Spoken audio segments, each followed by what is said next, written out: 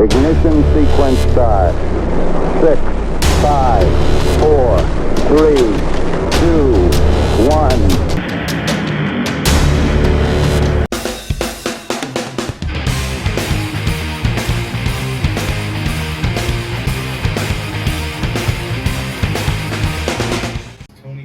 On the AutoWorld stock car. Alright guys, so I've been wanting to make this video for a little bit now.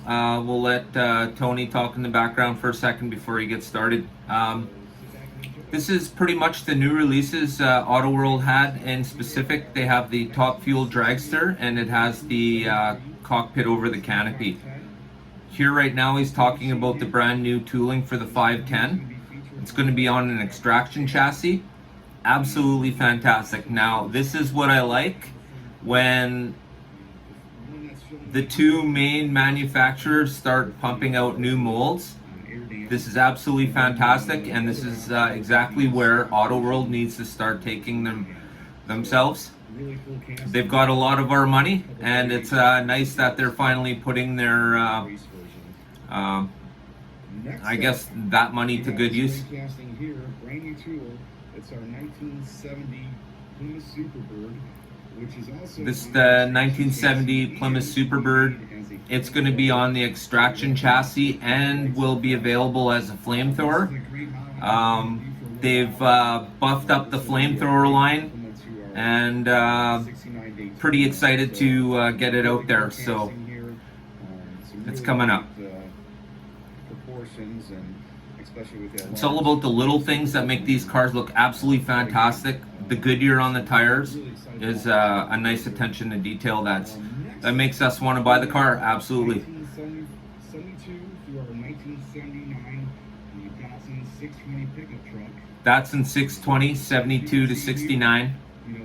This is also going to be used on our extraction chassis, and just a great looking model, and really cool features and details. Oh, look at that Datsun on the gate. That'll look cool. Years ago, but we actually, very nice. revised it and try to make it look a little bit more authentic and just give some extra details like for the grill. And well, I can tell you this much: the truck makes me think of the real deal, so they've done a good job.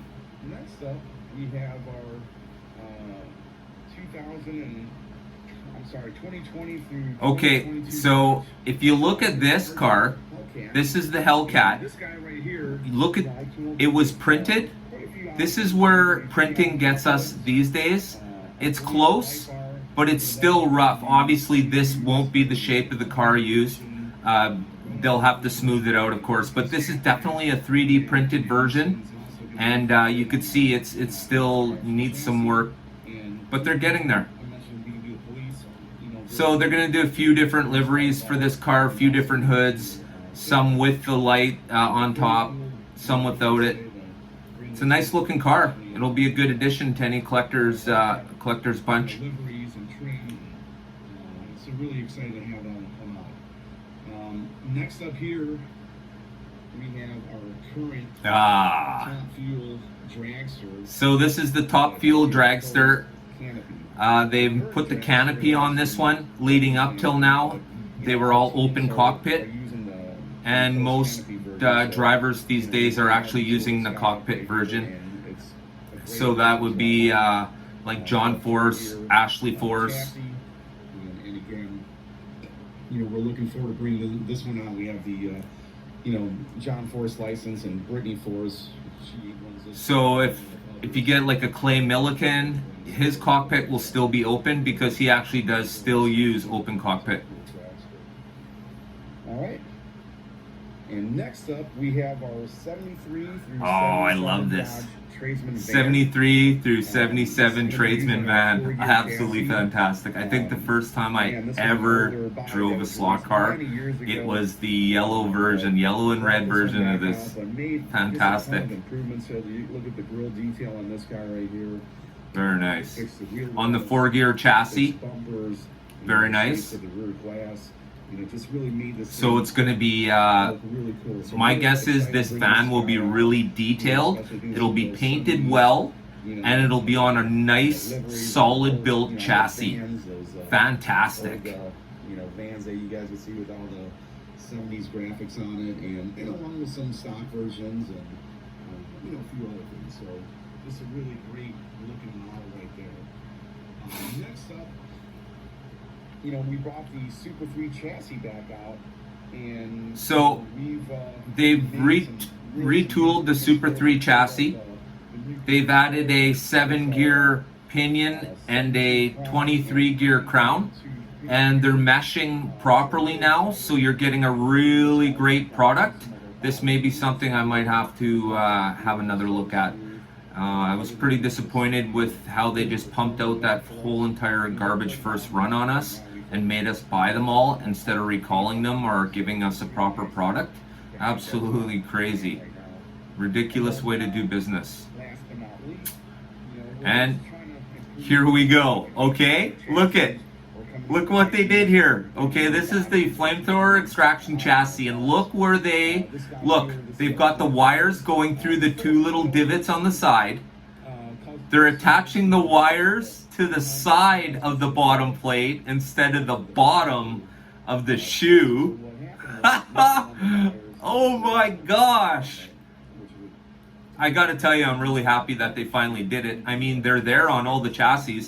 If you guys look at your chassis, you will see those 2 little dots that they're running the wires through. You will see that on many chassis, even the old flamethrowers. They totally didn't even use them. They just decided to do their own thing. Now, look, this is exactly what I was talking about the whole entire time. This is what it's supposed to look like. Although they're still piling on those incandescent bulbs on us when they should be using LEDs, but at least now you can run the cars. Fantastic idea. I mean, wow, who would have ever thought? Me? So anyways, that's pretty much the end of him talking about the slot cars. So I just want to thank you guys for joining me today. I don't want to keep this long. This came out a couple months ago, but I've been wanting to do this for a while now, and I just came across it and thought I would get on it right now. So I hope you guys enjoyed it, and we'll see what's coming up. I'm going to do this on the regular. Thanks for watching. What? Did we just become best friends? Yep. You want to go do slot cars in the garage? Yep. What? Did we just become best friends? Yep. You want to go do slot cars in the garage? Yep.